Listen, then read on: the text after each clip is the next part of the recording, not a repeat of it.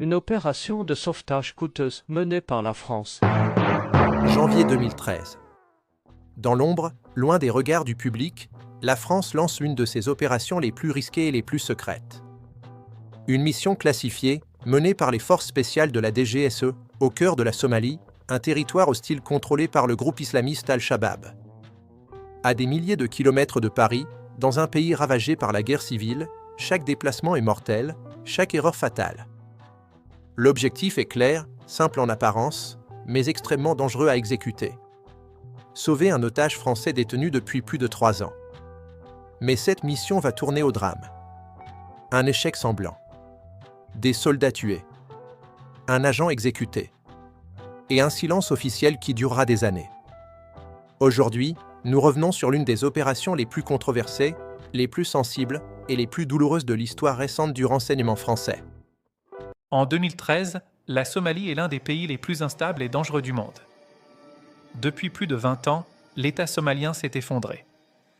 Les institutions sont inexistantes, les milices armées contrôlent le territoire et les groupes islamistes imposent leurs lois par la terreur. Parmi eux, Al-Shabaab, une organisation affiliée à Al-Qaïda, responsable d'attentats, d'exécutions et d'enlèvements d'étrangers. Le groupe voit les pays occidentaux comme des ennemis directs. Pour les services de renseignement français, opérer dans ce contexte est extrêmement complexe. Il n'existe aucun partenaire fiable sur place. Chaque déplacement est surveillé. Chaque contact peut être un piège. C'est dans cet environnement hostile que la France décide pourtant d'agir. L'otage s'appelle Denis Alex. De son vrai nom Marc Serret. Agent de la DGSE, spécialiste du renseignement humain. En 2009, il est en mission officielle à Mogadiscio pour former les services somaliens. Mais lors d'un déplacement, son convoi est attaqué. Denis Alex est capturé par Al-Shabaab. Pendant plus de 3 ans, il est détenu dans des conditions extrêmes. Déplacé régulièrement. Caché dans des villages isolés. Utilisé comme monnaie d'échange. Pour Paris, le temps presse. Chaque mois augmente le risque d'exécution. Les négociations échouent. La décision tombe alors dans le plus grand secret. Une opération militaire sera lancée. Autoriser une opération de sauvetage n'est jamais une décision anodine. Elle implique le plus haut niveau de l'État.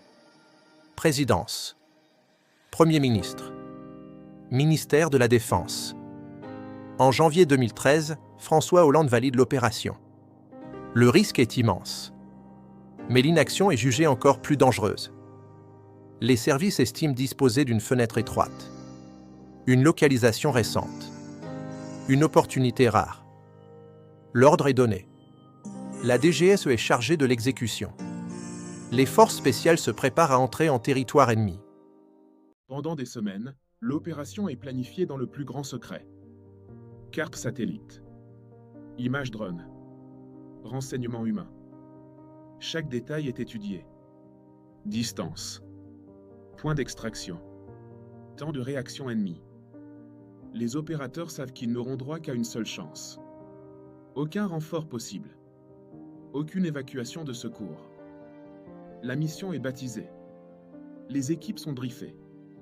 Chacun connaît les risques. Mais personne ne recule. Ce sont des hommes de l'ombre. Des opérateurs parmi les plus entraînés de France. Force spéciale de la DGSE. Leur spécialité, intervention clandestine. Sauvetage à haut risque.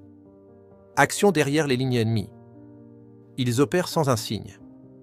Sans reconnaissance officielle. En silence absolu. Pour eux, la mission est claire. Entrer. Extraire l'otage. Disparaître. Dans la nuit du 11 janvier 2013, l'opération commence. Des hélicoptères décollent depuis la côte. Direction, un village somalien contrôlé par Al-Shabaab. L'approche est discrète. Mais le terrain est hostile. La zone est surveillée. À peine au sol, les forces françaises sont repérées. L'effet de surprise est perdu. Le pire scénario se réalise. Les combats éclatent immédiatement. Des tirs nourris. Des renforts ennemis affluents. Les forces françaises font face à une résistance beaucoup plus forte que prévu. Le village se transforme en piège mortel. Un soldat français est mortellement touché. Plusieurs sont blessés. L'extraction devient impossible. Denis Alex n'est pas récupéré vivant. Il est probablement exécuté pendant ou juste après l'assaut. La mission est abandonnée. Les forces françaises se replient. Le bilan est lourd. Un échec total. Quelques heures plus tard, Paris confirme l'opération.